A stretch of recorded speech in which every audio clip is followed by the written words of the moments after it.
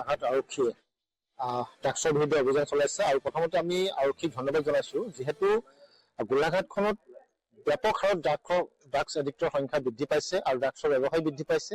সেয়ে আমি আৰক্ষীক অনুৰোধ জনাইছো যাতে অতিকৈ তীব্ৰতৰভাৱে অভিযান চলাই গোলাঘাটত যিসমূহ জেগাত ড্ৰাগছৰ বেহা হৈছে সকলো বেহা সম্পূৰ্ণৰূপে বন্ধ হ'ব লাগে। আৰু আপোনালোকে ইতিমধ্যে গম পাইছে যে কিছুদিনৰ আগত এটা হত্যাকাণ্ডৰ দৰে ঘটনা সংঘটিত হৈছে আৰু বিভিন্ন ধৰণৰ অপৰাধমূলক ঘটনা এই গোলাঘাটতে সংঘটিত হৈছে। ইয়াৰ মূলত কাৰণ হৈছে ড্ৰাগছ আৰু এই ড্ৰাগছটো সম্পূৰ্ণৰূপে বন্ধ কৰিবলৈ মই সমগ্ৰ গোলাঘাটবাসী ৰাইজক তথা অসমবাসী ৰাইজকো মই অনুৰোধ জনাইছো যাতে সকলো ৰাইজ ওলাই আহি এই ড্ৰাগছৰ বিৰুদ্ধে আৰক্ষীক সহযোগ কৰক, যাতে আমাৰ নৱপ্ৰজন্মক আমি কেনেকৈ সুৰক্ষিত কৰিব পাৰোঁ, এই ড্ৰাগছৰ পৰা কেনেকৈ আমি নৱপ্ৰজন্মক আমি আঁতৰাই ৰাখিব পাৰোঁ।